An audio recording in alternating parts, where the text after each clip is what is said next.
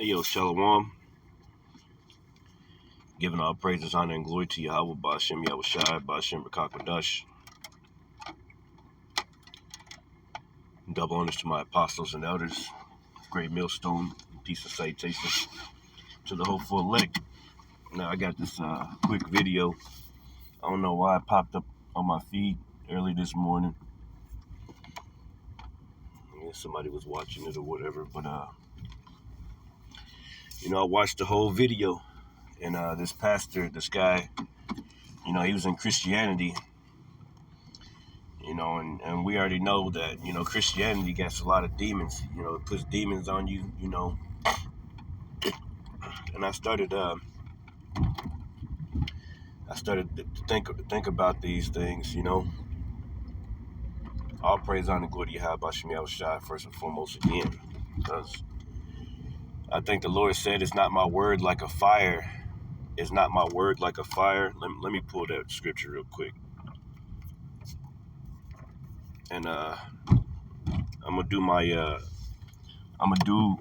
live today because I've been in and out of the hospital. Got to get a little bit of rest, and I'm headed back right now. 6 in the morning, 6:50. But the work still got to be done. Let me see. Word fire. Let's look that up. And I know we're gonna find it real quick. I think it's down here.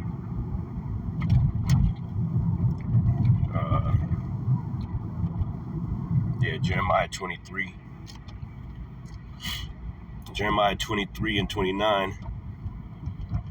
And it says, is not my word like a fire? So this word right here is a fire. It'll burn you, it cuts you. Also, the scriptures say the Lord is a consuming fire. So basically saying, this thing is for to purge things from it. The Lord is cleaning you with the fire, if you will. And this pastor, he got burned by that fire, and doubt started coming in, different demons and shit like that, and he was overwhelmed, and he tried to take his own life. And some of the things that he was saying in the video I started to ponder those things and started to think about this Hebrew Israelite ministry and how a lot of our actions, are almost similar to what he was saying about the Christian church. And we make fun of the Christian church. Basically, what I'm saying is that we ain't perfect, and we are very judgmental, very mean to people, very because one thing about it is whenever you sit in the judgment seat and you place judgment on an individual, okay, you gotta reflect and see, like the scriptures say, cast out the mote out of thine own eye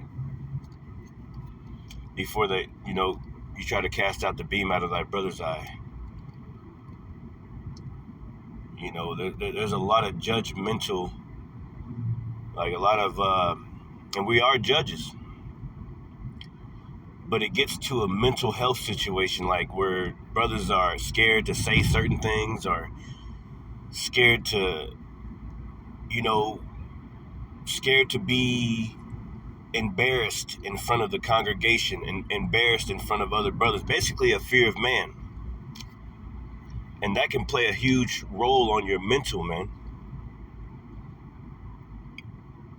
Because it makes you feel like you got to always please the next man. You got to please these guys. You got to make sure you do things like they're doing it, or else type of stuff, man. And that's just not right. You can't make it 100 miles here or 50 miles there, or things like that. And that's just not right. A lot of times, we move off of the fear of man in this ministry. And that's what this pastor was talking about. And he went crazy and he almost tried to kill himself. Okay, because the word, he couldn't get a hold of. He's a damn Christian. But even in our ministries, in Hebrew Israelite, this word will burn you. It'll purge you. It'll knock your ass off if you're not able to take the heat, man.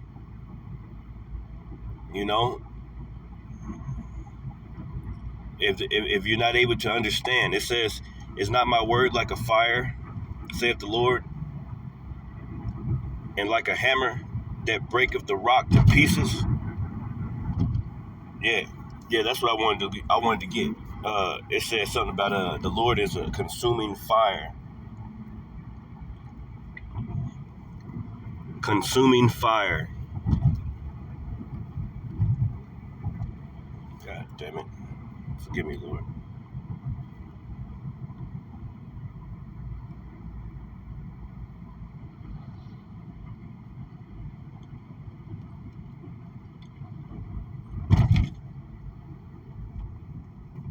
Yeah, Deuteronomy chapter 4 and 24. It says, "For the Lord thy God is a consuming fire, even a jealous God, a consuming fire." So the Lord gonna burn you up, man. The Lord is a consuming fire. This word is a consuming fire. Okay? And it'll bug you out if you don't understand it. If you don't understand fully, man, you'll get bugged out. You'll demons will take hold of you and rip your ass apart. And like that's what happened to this pastor. He, that Christianity shit is garbage anyway. But I wanted to play some of this video, not all of it, but certain parts of it, from the Isaiah Factor. It says, the headline says, "I can never go back to religion," because it caused them to have a mental health breakdown, man. So I'm gonna play a little bit of it. I'm gonna try to get to the point where I need to be at. The Isaiah Factor Uncensored starts now. And welcome to the Factor Uncensored. Tonight we share one man's story. We take you on his journey from the pulpit to a jail cell after he attempted to take his own life. But he wanted to tell his story because he has a message. Now be patient with us. It will take time to get there. But first, we need to go through the darkness.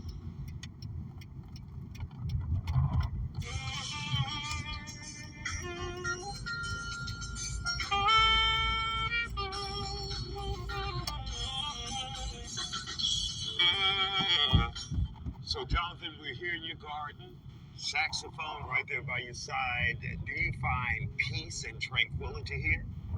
Absolutely. Being here is very therapeutic for me, and it keeps me grounded. So, I'm out here just about every day. If I'm not doing something in the garden, I'm usually practicing on my saxophone, but most of the time, it's something that helps me stay focused in life. Jonathan Russell is a man who's at peace now, but it took a long, dark journey before he arrived at that tranquility. I fought for it. It was something that I struggled with for a long time. I didn't know exactly what to do, what strings to pull, anybody to talk to, and it was a battle for me.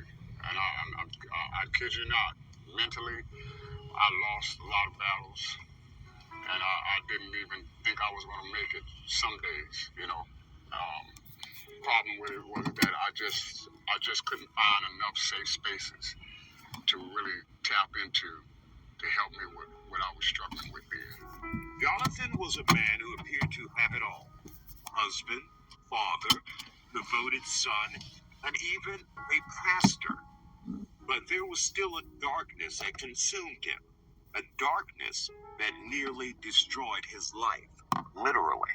I tell you, the thing that took place that really caused me to be in that position was losing both of my parents, you know. And as a family, we never experienced death. We never experienced death in our family until my mother and father passed. And we didn't know how to handle that. I found myself, man, drinking, getting into the heavy drugs and drinking, and it just... See, the whole time he was a damn, this nigga just now showing up.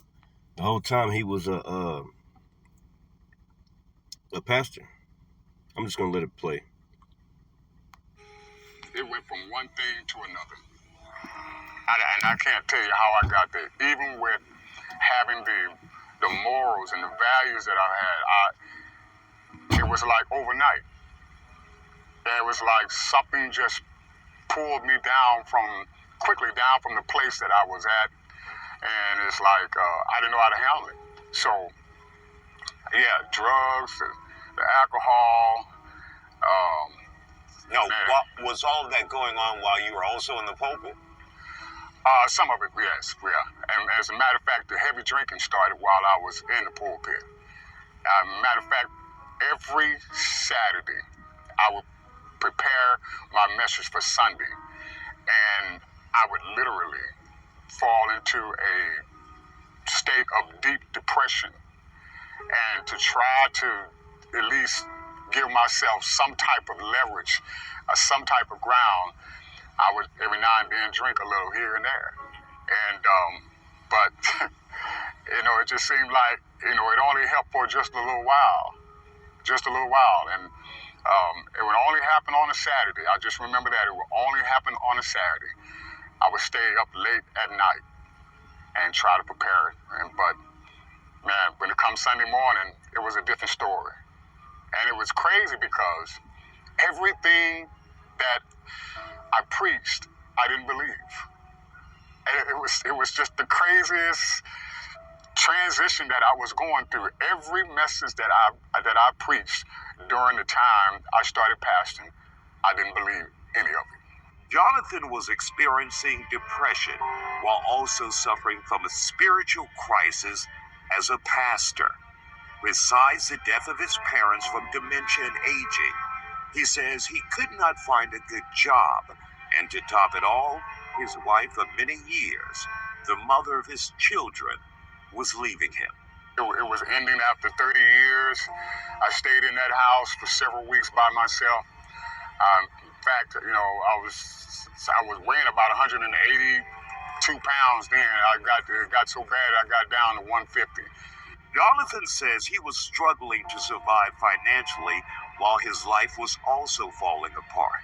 He said on Sundays he was preaching a positive message, all while being consumed in darkness, until he decided it was that time.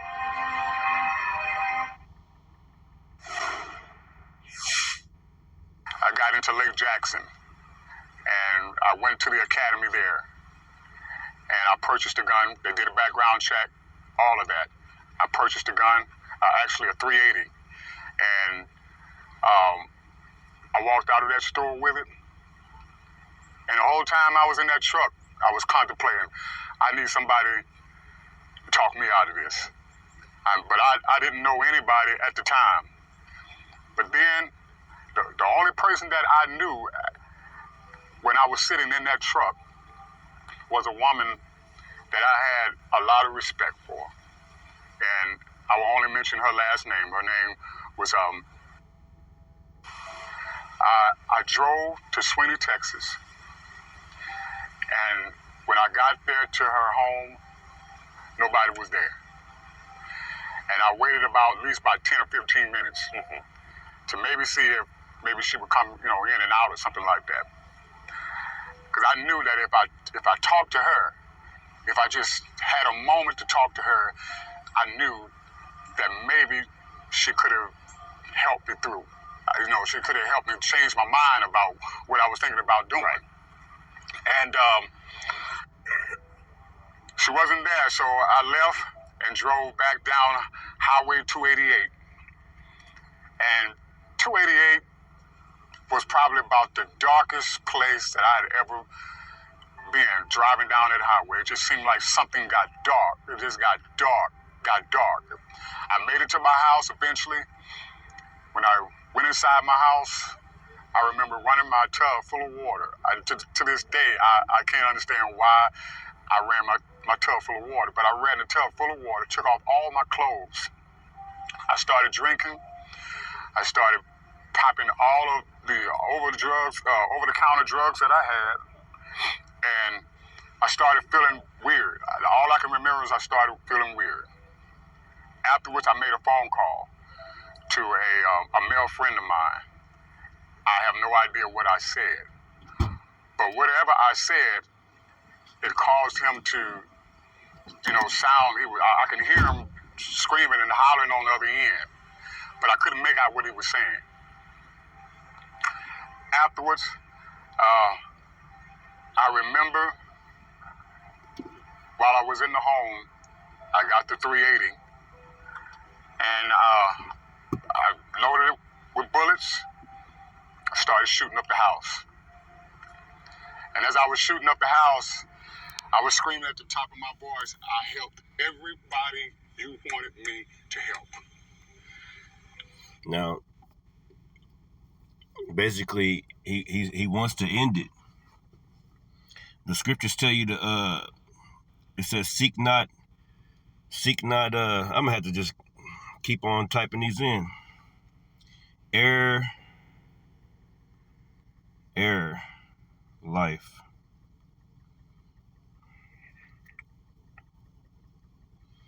Wisdom of Solomon 1:12, it says, seek not death in the error of your life. Yeah. Basically, don't be trying to kill yourself, man, because it's basically those demons got a hold of them, man. And when you deal in Christianity, it's a bunch of demons. All right? A whole bunch of demons, man. Seek not death in the error of your life, and pull not upon yourselves destruction with the works of your hands. That even goes into, hell, you could be trying to kill yourself by drinking too much. People, kill themselves by doing drugs, by popping a bunch of pills and just say, fuck it, man. Not trying to deal with the reality of everyday life. Copyright disclaimer, I forgot to put that up. But basically, this is a lesson, basically, there's going to be demons, man. Sirach, chapter 2. Let's pull that real quick. But basically, I'm going to bring this out because if you're not like grounded and you have Bashem Yahushua like in the right way, because there's a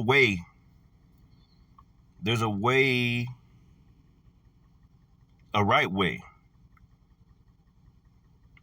And honestly, I think it's just dependent on the person, because like the scriptures say, to every man is given a certain measure of faith. All right, it says, Sirach 2:1, my son, if thou come to serve the Lord, prepare thy soul for temptation. Yeah, them demons gonna jump on you, man. And you fall in Christianity, they really gonna get on your ass. Those Christian churches are garbage, man. They're just full of those harlot houses, full of demons, man. All those people, they go back home after they leave the Christian church and do the same things over and over again.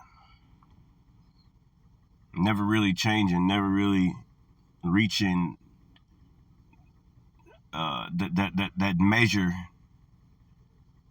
that they need to be filled. Discipline, right? And even in this ministry, there's guys that, you know,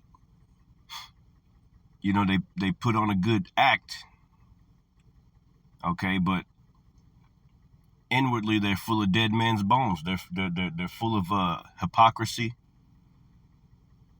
They're full of all types of shit, and they're drinking themselves to death. They can't leave, get over so they can go have a drink. A bunch of guys in Israel are fucking drunks, man. Oh yeah. Oh yeah. It's the truth. Even myself have had trouble, dealing with that kind of demon. Not being temperate or disciplined enough. Oh yeah, man. You can't say that I'm lying. A lot of you Israelites are fucking drunkards, bro. But you're very judgmental of everybody else. Okay? None of us are perfect, man. Basically, yeah, it says, "My son, if thou come to serve the Lord, prepare thy soul for temptation." That goes into, being a drunk or being just, you may think that you're on the right track, but you're still involved in all this other bullshit. You know what I'm saying? Like, basically, we just need the Lord, man. Like, we ain't really hitting on nothing. And we sit here and act like we're so much better than everybody else, but we curse everybody out. We call them fat. We say certain things about them and shit. Make fun of them. We're very judgmental of people, just like the Christian church. But we got all types of shit to say about the Christian church. All types of shit to say about our people, right? How they're so messed up, but a lot of us haven't looked ourselves in the mirror and checked our fucking self either, man.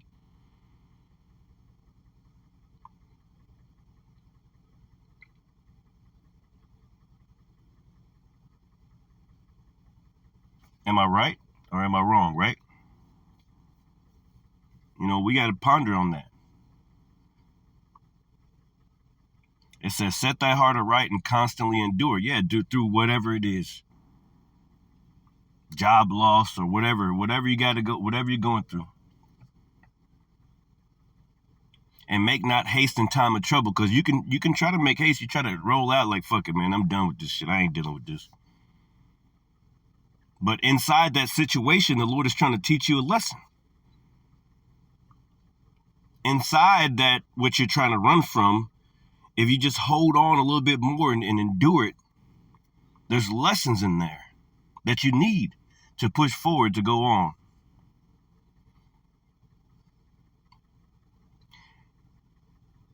In the fire, there's lessons in the fire, man, that we need. That the Lord is trying to, Lord is, what they sing that Christian song, God is trying to tell you something. Yeah, through the fire.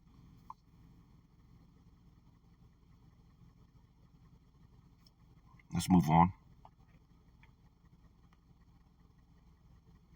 I wanted to get to, I had to let it play for a little bit, so it probably hit some ads and stuff. I'm over here trying to make things right real quick before I go up to this hospital. Wanted me to help. I did everything you wanted me to do. I've done the best. I've been the best at ministering. I've been the best at preaching. I've helped other pastors build their churches. But yet, my life has to come to this point, and you can't do nothing for me. You can't save my life. And I'm saying all of this while I'm shooting up the house. And then I remember the gun was out of bullets. I went in my garage, I grabbed a gas can, and I poured it all over my house, from bedroom to bedroom. I lit the house, I lit the gas, and the house went up in flames. And the whole time, I continued shooting. I sat against the wall because it was so much smoke in the house. It was at the top, so I was at the bottom. I fell to the floor. I sat up against the wall, put the gun to my head, and while the gun was to my head, I was choking. I had taken in so much soot and smoke into my mouth, and I pulled the trigger. And when I did, it snapped, and it scared me. I mean, it scared the living daylights out of me because I knew I was gone. See?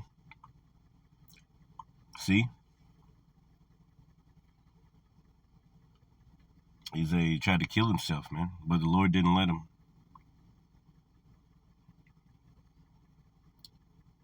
There's lessons in the fire. You know? You brothers out there that are facing mental health issues just like myself, man, you brothers, man, you don't give up. And it's not just like mental health like that, you know, it's different anxiety and shit. Like, people might make fun of you and shit, and you know what I'm saying, but they ain't, you know, like the scriptures say, to every man is given a certain measure of faith. I'm about to grab that. But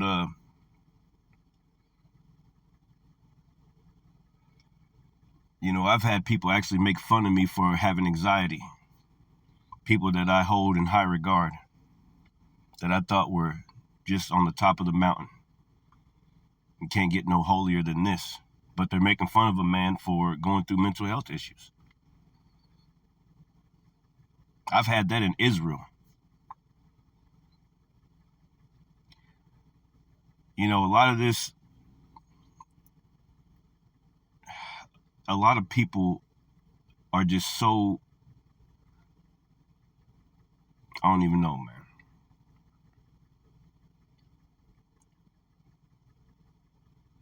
It's hard. The Lord said, prepare yourself for temptation. Haste not in the time of, haste not, don't be trying to run away from your problems. It's easy to run away.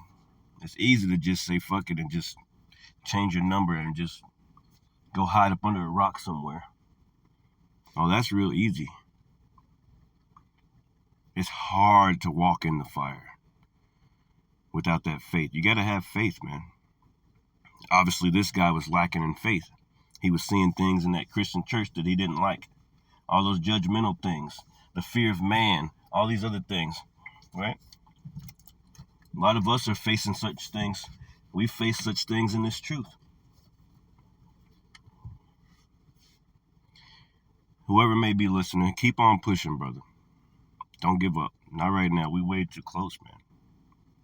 Don't let those demons take over, whether it's alcohol, whether it's, mental health and all those things like that. Don't let it win. Don't let it beat you, man.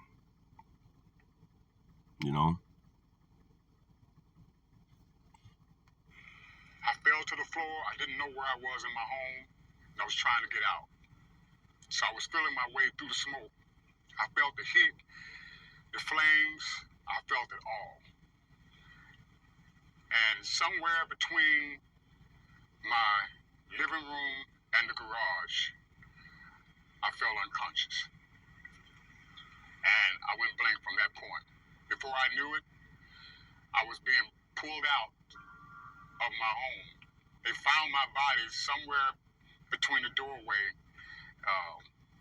and the front room, somewhere along there. They pulled my body out. I went from burning house to the back of an ambulance, and they're trying to bring me back. I can feel them. I can hear people in the background, and they managed to bring me back.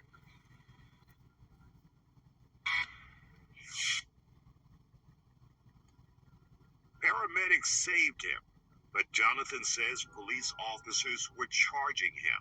Remember that wild shooting spree in his home he told you about? Well, that came with consequences. He said, well, we're going to have to arrest you. I said, for what? He said, well, we're going to have to arrest you for assault on a peace officer. I said, assault on a peace officer? He said, yeah, you were shooting at us. And I said, no, sir, I wasn't shooting at any officers. I wasn't shooting at anybody. And so as I was lying there in the back of an ambulance, they were getting ready to close the door. And eventually, I went from the ambulance to the hospital where they did a check on me.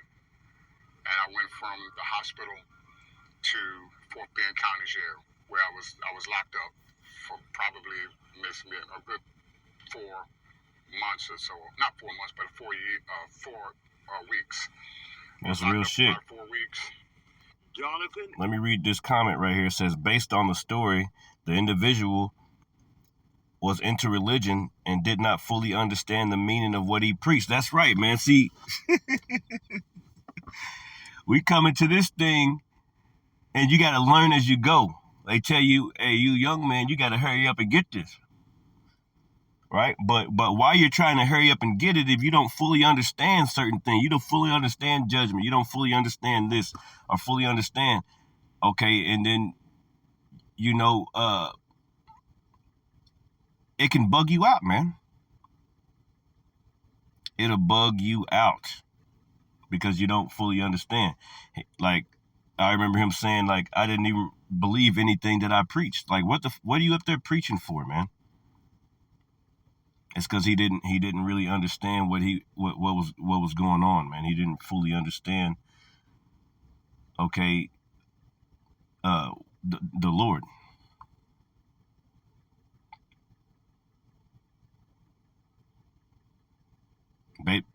Basically just a babe. Like a lot of us are just babies, man.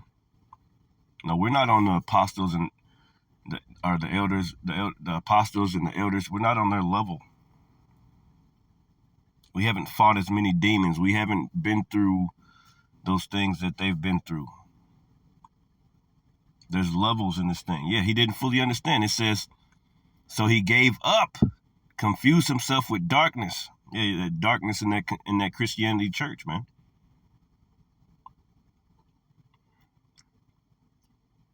And even in Israel, man, guys that give up because they don't fully understand, and they'll blame it on certain things, but it's because they don't understand. They really don't understand.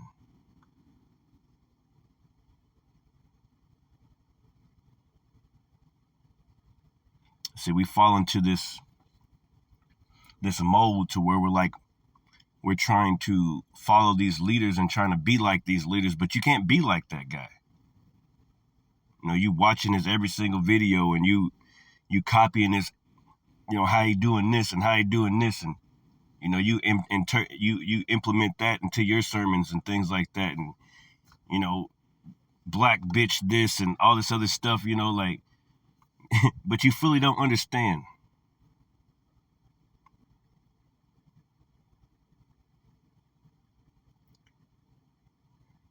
It says, confuse himself with darkness and full of temptation. Yeah, temptation. He is comfortable in the world now without. Yeah, he went back in the world. He needed to get away from that white man Jesus anyway. Maybe he'll come across Israel. All right. It says we all go through and have struggles. No, it says very sad depart. He is comfortable in the world now without. He calls it peace. Very sad departure. Very sad. Excuse me. Yeah, this person says he didn't lose faith. He never had faith. Yeah. See, I remember what scripture I wanted to get. Let's read the rest of this first. Sirach 2:1, my son, if thou come to serve the Lord, prepare thy soul for temptation, because the demon's going to hit you extra hard. You think they on your ass right now, they really going to be on your ass, man. It says, set thy heart aright and constantly endure, and make not haste in time of trouble. Cleave unto him and depart not away, that thou mayest be increased at thy last end. See, the Lord know you don't understand all the way. But why he says to endure, right? because he's going to lead your hand. Basically like the footprints in the sand, man. Footprints in the sand. I used to see that all the time in my mama house and or my grandmother's or people in my family. Or, you go in the bathroom or you walking down the hallway and you see that footprints in the sand poem and you read it. You see? It says, whatsoever is brought upon thee, take cheerfully, and be patient when thou art changed to a low estate. That's right. Be patient. See, patience goes into suffering. This thing is all about suffering, man. Basically,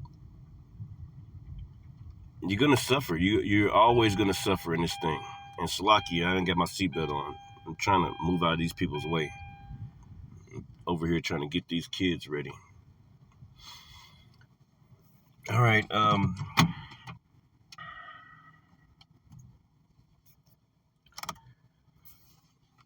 It says, for gold is tried in the fire.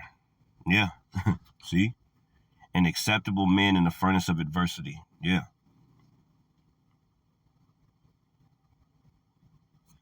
And I think I wanted Romans. Is it Roman? I'm just going to look it up again. See? I don't know I can't remember all of them like that all the time either, man.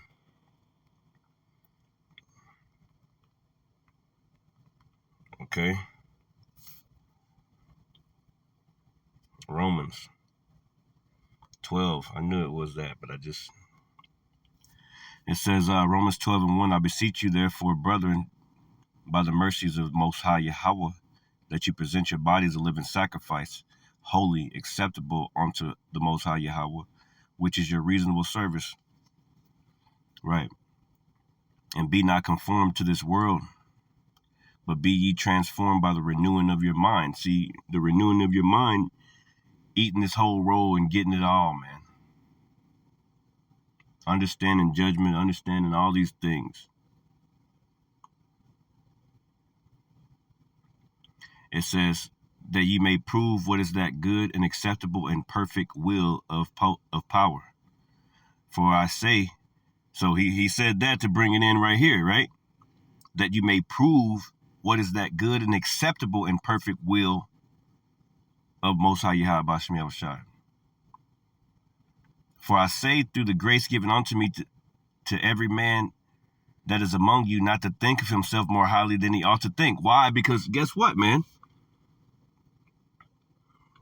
You may be on one level, the other brother may be on another level. You're judging this situation, and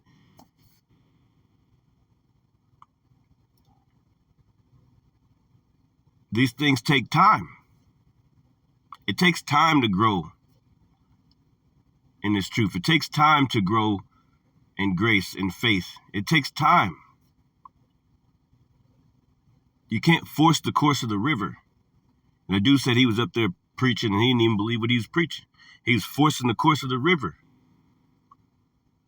There's another scripture that also says there's one that is helpful to everybody else, but not unto himself, man. Like, really, we ain't hitting on nothing. We gotta take the time. Like, certain people be mad at you, certain individuals in the truth, even in Israel, they looking at you and shit like, why ain't you growing? You ain't growing in this thing. Well, certain people aren't gonna grow. They're not gonna grow like you anyway. You got a bigger portion. You know, you got guys looking at guys like, oh, this nigga here. You know, wanting to say stuff, wanting to curse them out and get on them about certain things. And that's cool. We're supposed to judge. But a lot of time it be out of the lust of your own flesh that you just want to get at this guy. That you just want to say something because you're all high and mighty and you're better than this person. It's not that you're looking out for their salvation, because that's the Lord's soul. You're not actually you're moving on. A lot of you guys move off the lust of your flesh to curse somebody out, man. You're not controlling your own spirit.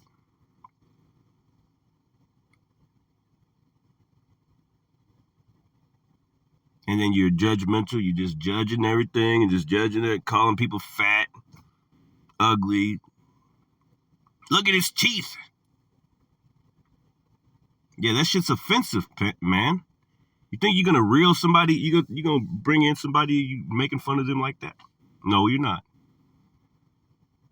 And then other guys, younger guys that don't know all the way, they're looking at these things and they think that's the way to go.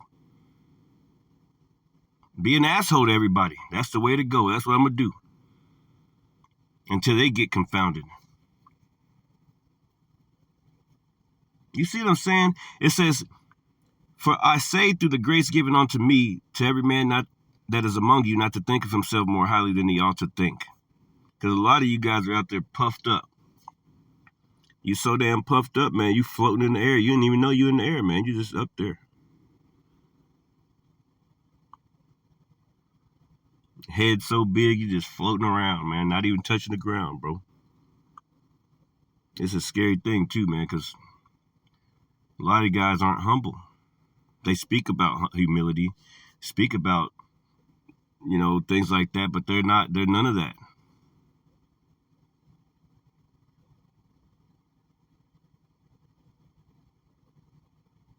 It says, not to think more highly than he ought to think, but to think soberly, according as power have dealt to every man the measure of faith. That's right. Everybody's got a different measure of faith, man. And obviously this guy, being a Christian, that was totally off already. But you never know. Maybe the Lord will have him hear the apostles. You never know, man, what the Lord is doing, man. Like, the Lord said, he told Ezra, he said, "Can thou love my people more than I?" Like, you don't love, like, I hear a lot of Israelites say, we hate niggas. We hate being around, we do. At the same time, like, hey, what the Lord said, can you love my creature more than I? Because Ezra was complaining. He's like, you don't love my people more than I love my people. They my people. They're my children, not yours.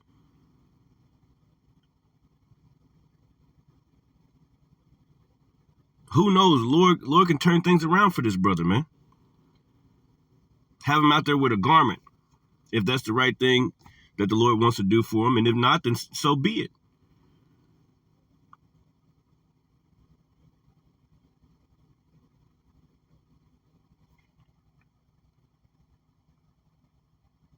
He didn't lose faith. He never had faith.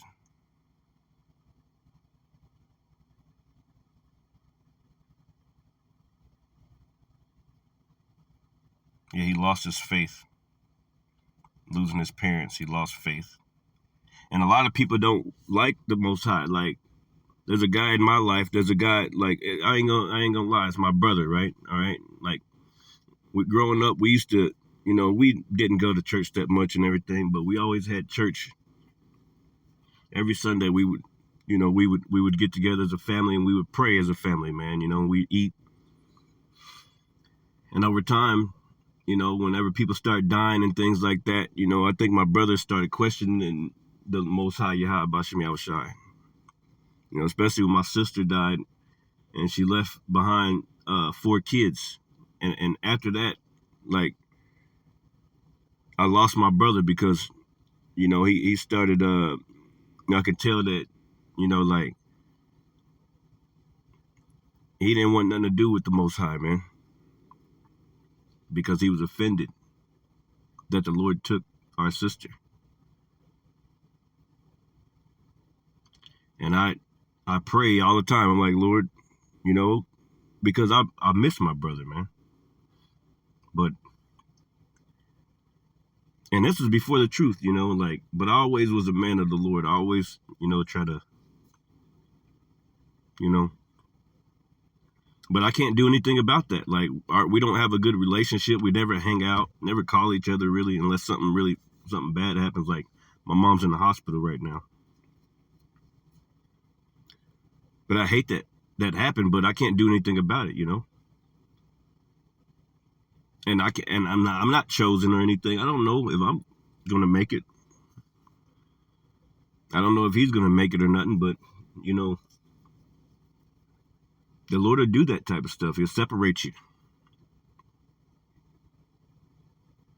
And that's okay, man. You got to be acceptable of that.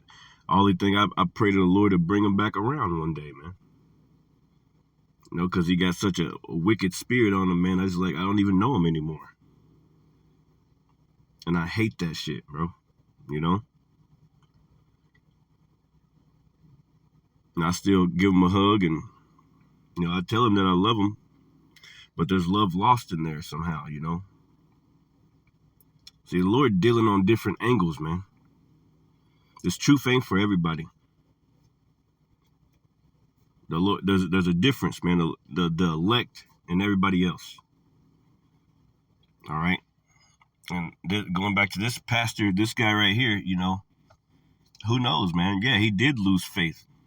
There's all types of people that get offended in the Lord and they lose faith, man. But who's to say that the Lord won't bring them back around?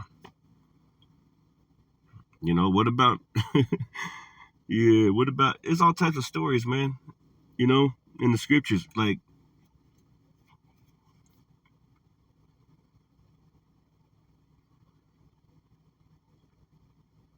this thing is all about enduring and, going through that fire with faith. Like Shadrach, Meshach, and Abednego, they was inside the fire, man. They was like, man, hey, the Lord is in here. The Lord's in here with us, bro. The Lord was protecting them because of their faith. We about to be going into the fire in these last days. The Lord going to be protecting us, man, Lord willing, because of our faith. And we need to have compassion and grace in our hearts, man, and forgiveness of things, because, I think a lot of us hold a lot of anger inside of our hearts, man, towards individuals or, things like that. Like, we hold so much pain and anger inside, and it's not healthy for us, man. We walk around with hatred. I mean, we're vexed in the spirit because, we're here. But a lot of times, man, that's a mental health issue, bro. A lot of Hebrew Israelites are mentally ill because they don't understand all the way, man. They're walking around with all types of mental illness, man, because they don't really understand.